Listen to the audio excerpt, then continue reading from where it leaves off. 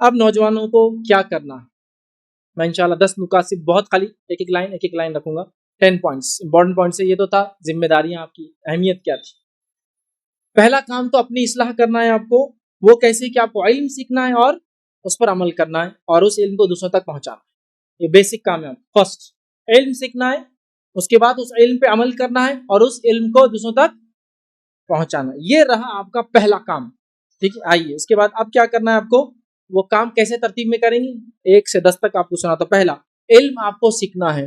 علم کے تعلق سے زید بن ابی جو ہے زرقہ رحمۃ اللہ علیہ فرماتے اور کہتے ہیں، حصول علم کے لیے وہ سفیان ثوری رحمۃ اللہ علیہ کے پاس گئے، یہ کبار تابعین میں سے یاد رکھیں۔ تو فرماتے ہیں جو ہے زید رحمۃ اللہ علیہ کہ میں سفیان ثوری رحمۃ اللہ علیہ کے پاس جو ہے گیا علم سیکھنے کی نیت سے، ان کے دروازے پہ کھڑا تھا اور دوسرے نوجوان بھی میرے ساتھ کھڑے تھے۔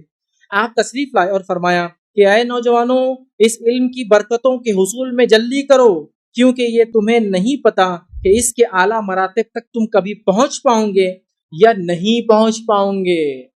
اے نوجوانوں، علم سیکھنے میں جلدی کرو، اس لیے کہ نہیں پتا اس کے ہائیسٹ لیول تک تم پہنچ پاؤں گے یا نہیں پہنچ پاؤں گے۔ ہو سکتا زندگی موقع نہ دے، ہو سکتا وقت موقع نہ دے، ہو سکتا مصروفیت موقع نہ دے، تو علم حاصل کرو اور اپنی جوانی میں خوب حاصل کرو۔ پتا نہیں تم اس کے اعلیٰ حصولوں کو شرمندہ تعبیر کبھی کر پاؤ۔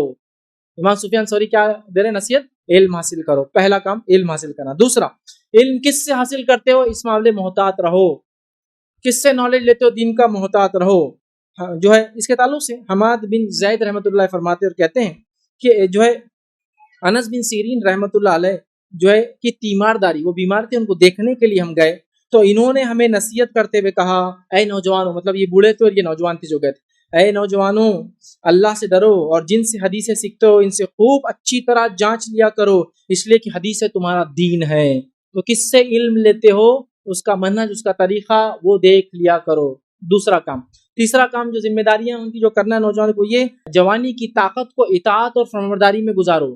جوانی کی طاقت کو اللہ اور اس کے رسول کی اطاعت اور فرمانبرداری میں گزارو۔ ابو الملیح رحمۃ اللہ فرماتے اور کہتے ہیں کہ ہم میمون بن مہران رحمۃ اللہ علیہ کے گرد جمع تھے، ٹھیک ہے، ان سے بات کر رہے تھے۔ اس وقت آپ نے فرمایا، نوجوانوں، اپنی جوانی کی طاقت اور قوت کو، چستی اور پھرتی کو اللہ کی اطاعت میں استعمال کرو، اور اے بوڑھوں، آخر کب تک تمہاری یہی بے ڈھنگی روش جاری رہیں گی۔ دونوں کو خطاب کریں۔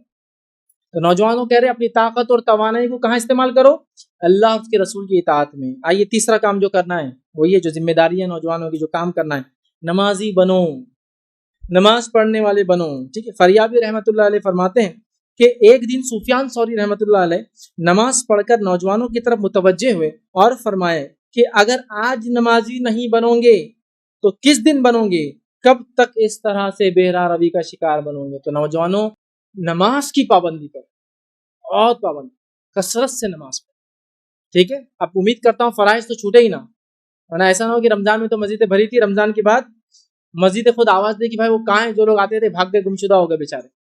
نہیں، خوب نمازیں پڑھو، یہ کامیابی کا راستہ ہے۔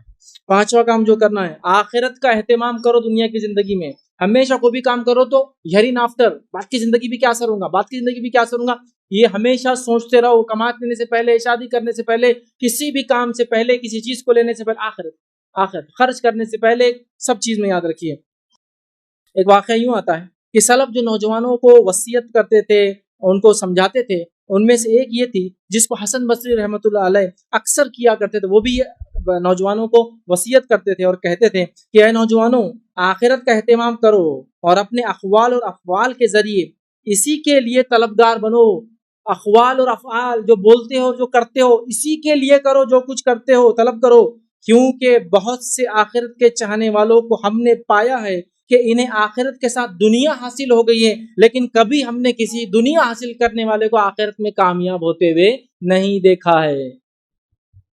بہت سے ہم نے آخرت کے طلبگار دیکھے جو دنیا میں کامیاب ہو گئے، وہ کہہ رہے ہیں، لیکن ہم نے کسی ایسے آدمی کو نہیں دیکھا جس نے دنیا حاصل کرنے کی کوشش کی آخرت میں کامیاب رہا۔ تو کیا کہہ رہے ہو، آخرت کا اہتمام کرو، دنیا کے چکر میں، کمائی کے چکر میں آخرت کو داؤ پہ مت لگاؤ۔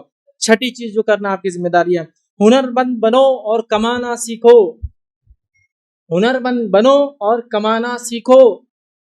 معاملہ حال یہ ہے، نہ ہنر آتا نہ کمانا سیکھتے۔ ایجوکیشن سسٹم تو اللہ ہم پہ رحم کرے، پڑھو پڑھو پڑھو پڑھو پڑھو، پڑھتے پڑھتے مر جاؤ، کوئی ریزلٹ اورینٹیڈ نہیں ہے، ایسا ایجوکیشن سسٹم نہیں جو سسٹم انسان کو ڈیولپ کرے، اسکلس اس میں لائے، کمانے لائق بنائے، 25 30 35 سال تک کمانے کا تو نام و نشانی نہیں. یہ سسٹم صحیح نہیں ہے. سنت معاملہ یہ ہے کہ انسان ہنر سیکھے، ہنر کے ساتھ ساتھ علم کی کوئی لمٹ نہیں ہے، وہ پیدائش گہوارے سے لے کر خبر تک معاملہ چلتے رہیں گے انشاءاللہ. تو ہنر مند بنو، کمانا سیکھو. آئیے امام احمد بن حنبل رحمہ اللہ اپنی کتاب الورا میں جو ہے عبد الوہاب الثقفی رحمۃ اللہ علیہ سے نقل فرماتے ہیں کہ ایوب جو ہے رحمۃ اللہ علیہ تھے، وہ ہمارے پاس آئے امام احمد کے پاس اور فرمایا اے نوجوانوں ہنر مند بنو اور ہنر مند بن کر کمانا سیکھو. کبھی ان عمراؤں کی چاپلوسی تم کو نہیں کرنا پڑیں گی، دنیا میں بڑوں کی چاپلوسی نہیں کرنا پڑیں گی جب تم ہنر مند بنو گے اور خود کماؤ گے. تو میں نوجوانوں سے اپیل کروں گا، ہنر سمجھتے نا آپ، ہنر سیکھو. ایجوکیشن اپنی جگہ ہے، ہنر مندی لاؤ، اپنے بچوں کو پڑھاؤ، لیکن تعلیم کے ساتھ ساتھ ہنر مند بناؤ. ایک بچہ اگر ایجوکیشن گین کر رہا ہے، اسکول جا رہا ہے، تو اسکول کے ساتھ ساتھ اس کو ہنر بھی سکھانا ہے. یاد رکھیے، سمجھ رہے آپ کہ اپنے ایجوکیشن کو کبھی بھی بچوں کے تعلیم میں آڑ مت بننے دو. سمجھ رہے آپ بولیں گے تعلیم اور ایجوکیشن کیا ہے؟ تعلیم اسکول کی ایک الگ چیز ہے، لیکن علم دنیا میں انسان ہر جگہ ہر طریقے سے حاصل کر سکتا ہے. اس کے لیے اسکول حد نہیں ہے، مدرسہ حد نہیں ہے. ٹھیک ہے، تو اپنے اسکول کو بچوں کی حقیقی تعلیم کے آڑ مت آنے دو، ان کو ریئل لائف جینے والے بناؤ. ہمارے بچے 20-25 سال کے ہو جاتے لیکن حقیقی دنیا کے اندر کچھ نہیں کر پاتے. کیوں؟ ریئل لائف ایجوکیشن گین نہیں کیا انہوں نے، ریئل لائف سکلز نہیں گین کی انہوں نے. بہرحال تو وہ کہہ رہے ہنر مند بنو تاکہ تمہیں چاپلوسی نہ کرنا پڑے. 7ویں چیز جو کرنا ہے وہ ذمہ داریاں، کام کل پر کبھی نہ ٹالو. نوجوانوں کبھی مت ٹالو، لڑکا ہو یا لڑکی ہو، کام وہیں کرنا. حسن بصری رحمۃ اللہ فرمایا کرتے تھے کاموں کو کل پر ٹالنے سے بچو، یہ بڑی مہلک مرض بیماری ہے، بہت ہی خطرناک ڈیسیز ہے. یہ کیا؟ کل پر ٹالنا. اور کل کا معاملہ کیا ہے؟ کل کبھی آتا ہے کیا؟ وہ کل آج بن جاتا ہے. پھر وہ بولتا اب کل آنا، آج نقد کل ادھار. تو آدمی بولتا اب کل آ کے ادھار لیتا، پھر کل آتا تو بولتا آج نقد کل ادھار. پھر میں کل آتا ہوں، پھر وہی دکھاؤں گا آج نقد کل ادھار، چونکہ کل نہیں آتا ہے. ٹھیک، اس کے تعلق سے وہ کہتے ہیں کہ مہلک. اور آج نوجوان کتنے ایسے ہیں اس ڈیسیز میں، ابا نے یہ کام بولے، باس نے کام بولا، کل فلاں کرنا ہے، کل زندگیاں گزر جا رہی. ٹھیک ہے. 8ویں چیز، خیر تو نوجوانوں میں ہی ہے. آئیے سلف کا ایک قول امام مالک رحمۃ اللہ علیہ فرمایا کرتے تھے اور کہتے تھے خیر تو نوجوانوں میں ہی ہوتا ہے. کتنی بصیرت کی بات کر رہے ہیں امام مالک رحمۃ. خیر تو نوجوانوں میں ہی ہوتا ہے، صحت کے اعتبار سے، توانائی کے اعتبار سے، کمائی کے اعتبار سے، جان پہچان کے اعتبار سے، خرچ کے اعتبار سے.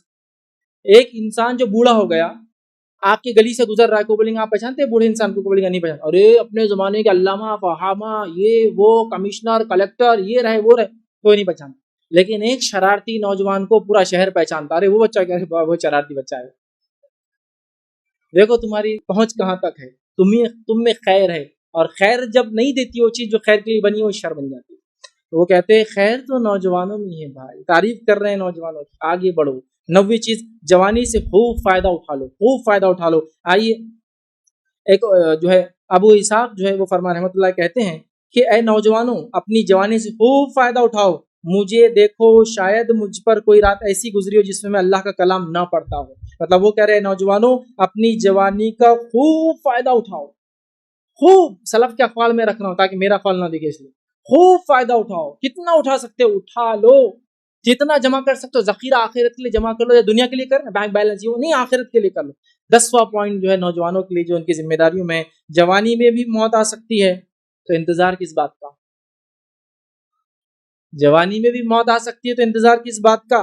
سلف نوجوانوں کو وصیت کرتے تھے. اور عقبہ بن ابو حکم کہتے ہیں کہ ہم عون بن عبداللہ رحمۃ اللہ علیہ کی مجلس میں شریک ہوتے تھے تو وہ ہم سے کہا کرتے تھے اے نوجوانوں ہم نے جوانوں کو مرتے ہوئے دیکھا ہے، اور جب فصل کٹائی کو پہنچ جاتی ہے تو انتظار نہیں کیا جاتا.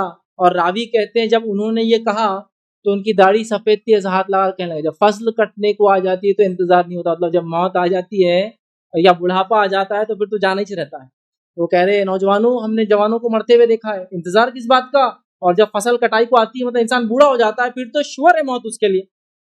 تو جوانی کا فائدہ اٹھا لو، جوانی میں عمل کر لو، اپنے زندگیوں کو دین کے مطابق ڈھال لو، اپنے زندگیوں کو وہ کر لو جیسا قرآن و سنت چاہتے ہیں۔ ذمہ داران اپنے بچوں کو ویسا تربیت دے کہ ویسے نوجوان بنے، نوجوان اپنی ذمہ داری کو پہچان کے اپنی زندگی کو بدلنے کی ہم کوشش